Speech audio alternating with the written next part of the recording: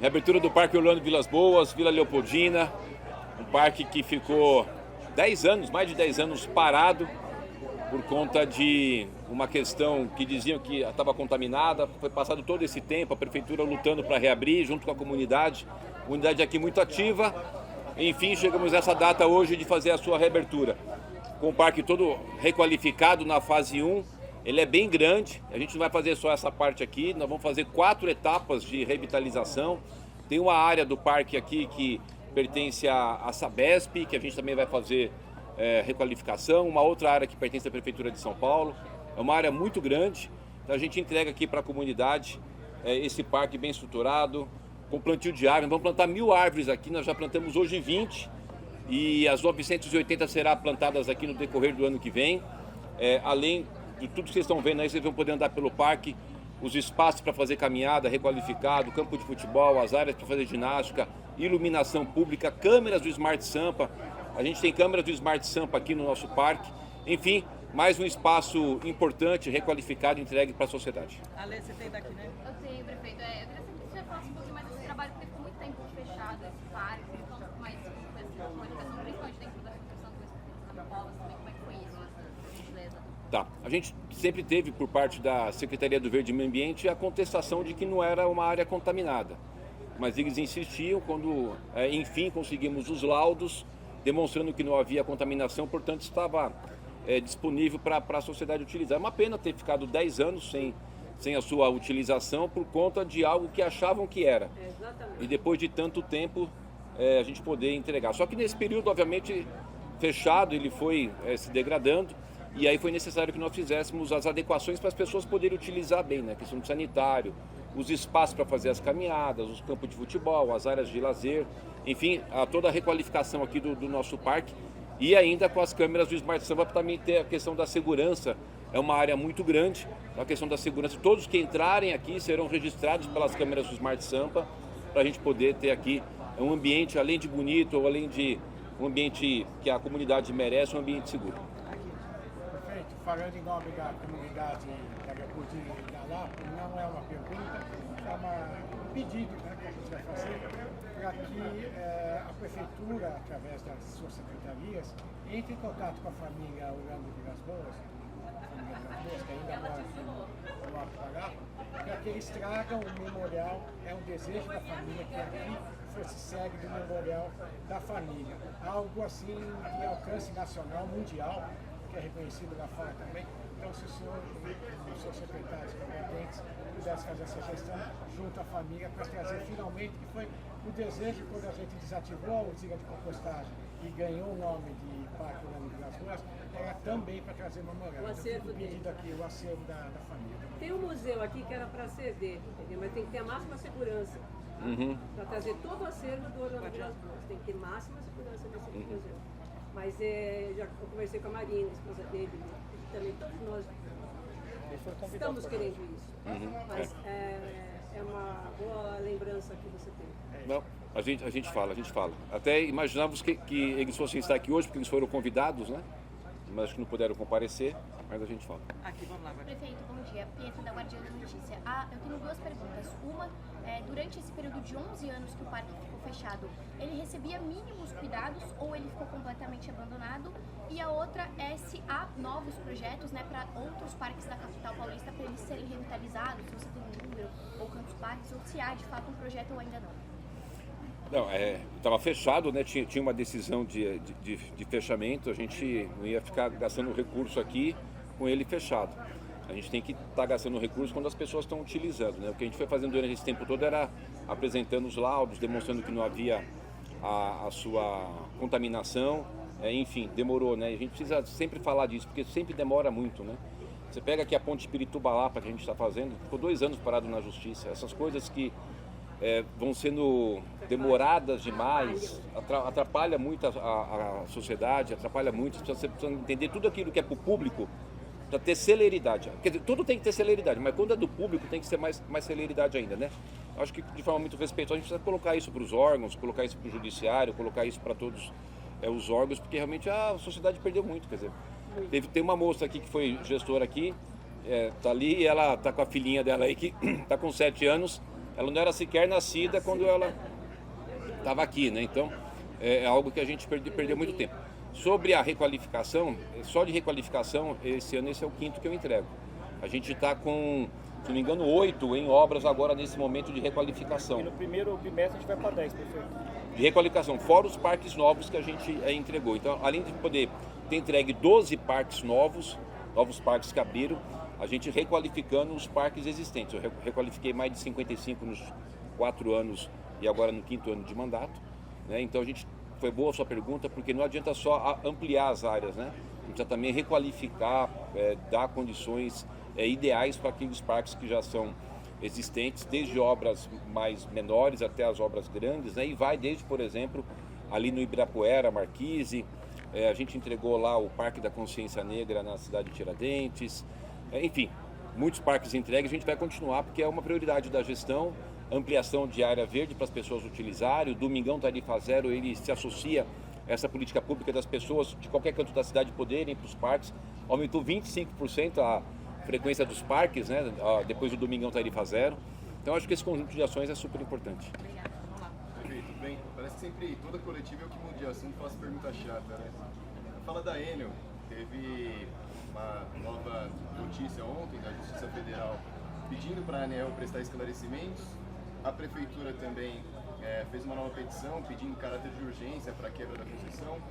É importante esse apoio federal, é importante, o senhor tinha até brincado com o presidente Lula pedindo essa ajuda, é importante esse trabalho dos 3 poderes, tanto estadual, municipal e federal em conjunto. E o que a Prefeitura tem feito até agora e vai fazer para tentar solucionar esse caso? Olha, é super importante, até porque a concessão, regulação e fiscalização do serviço da concessão de energia é do governo federal. A Prefeitura e o governo do Estado, nós estávamos refém, igual vocês, todas as pessoas que moram nessa cidade, refém da Enel e refém da inércia do governo federal que não agia. Tanto é que ontem a gente fez uma petição naquela ação junto à Justiça Federal, a Procuradora-Geral do município, a doutora Luciana Haddad, despachou com o juiz. Ontem mesmo ele deu a liminar. E o que diz essa liminar de ontem que a Procuradora despachou com ele? Para eles anteciparem esse processo de caducidade. Porque havia um documento, nós encontramos um documento lá dentro do processo que jogava isso lá para começar em março, né? Então a gente está muito atento a isso. Lembrando que havia por parte do governo federal toda uma tratativa para fazer a antecipação de renovação do contrato, que vence em 2028. Nós entramos na Justiça Federal, o juiz federal nos concedeu a liminar, suspendendo essa antecipação da renovação de contrato. Senão hoje, muito possivelmente, a gente teria aqui que engolir mais 30 anos de Enel.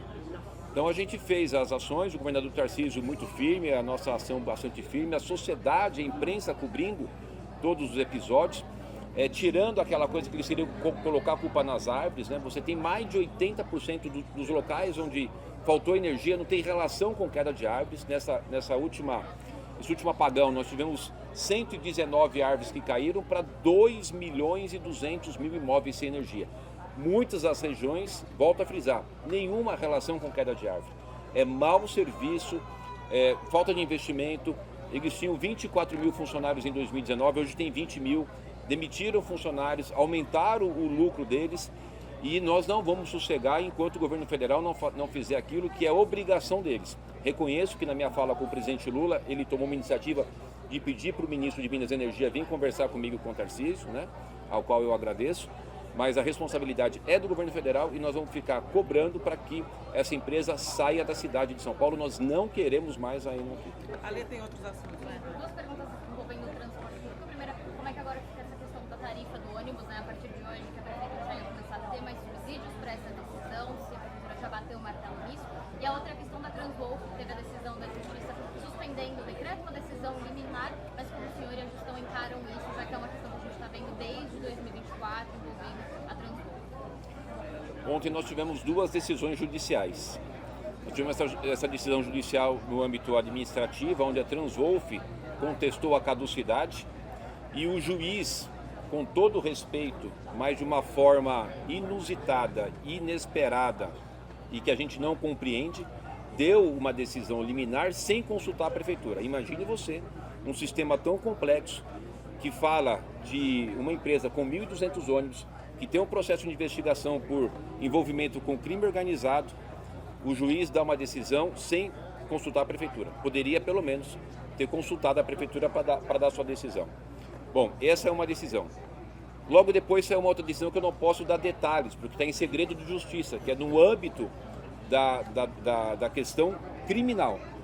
No âmbito da questão criminal, o juiz tomou uma outra decisão que existe zero, eu não posso detalhar o que é, porque está em segredo de justiça, mas passa a ser zero, absolutamente zero, a possibilidade da Transwolf querer reassumir o serviço. Portanto, ela não vai reassumir o serviço.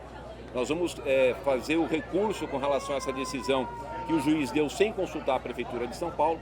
Vamos reverter e a gente vai dar continuidade na caducidade, lembrando que já está sob intervenção, então continua sob intervenção e a gente vai dar continuidade do processo de caducidade. Mas queria voltar a ressaltar, o juiz poderia, até por conta de fazer um bom trabalho no judicial, ter consultado a Prefeitura e não ter dado uma decisão só baseado no lado da Transwolf, que está sendo investigada por envolvimento com crime organizado. Tá. Da tarifa, a gente concluiu agora a questão do quadrienal.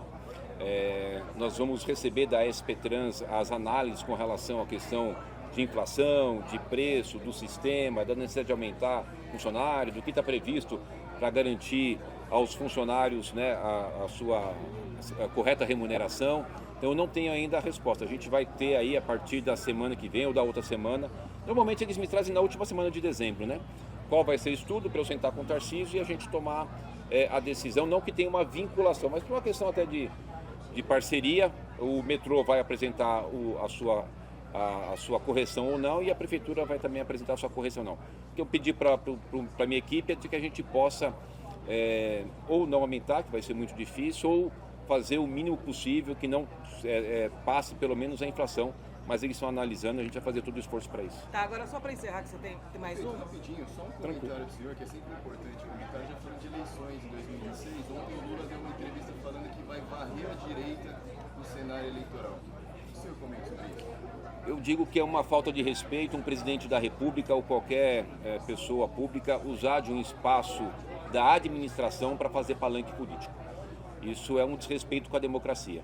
Aquele ambiente era um ambiente de reunião do seu secretariado, do seu ministério, e falando em eleições, a gente tem que saber o que é palanque e o que é local de trabalho, né? Palanque vai estar depois que a Justiça Eleitoral homologar as candidaturas, vai ter um espaço adequado e a gente não pode fazer essa mistura e de forma impressionante a sociedade está vendo tanta coisa e está meio que aceitando. A gente não pode aceitar isso. Acho que a gente precisa ter respeito a todos. E essa coisa, a forma que ele falou sobre o Zema de forma totalmente desrespeitosa, quer dizer, eu acho que é muito ruim, né? Isso talvez demonstre que já está na hora dele terminar esse mandato dele e descansar um pouquinho com a Janja, e que a gente não precisa mais desses ambientes de agressão e de falta de respeito ao espaço administrativo, né? E misturar a questão de eleição com a administração. Ali ele usou a máquina pública de forma vergonhosa, né? Usar o espaço da máquina pública para falar de eleição, para pressionar, eu acho que é muito ruim. Infelizmente o presidente deu um mau exemplo.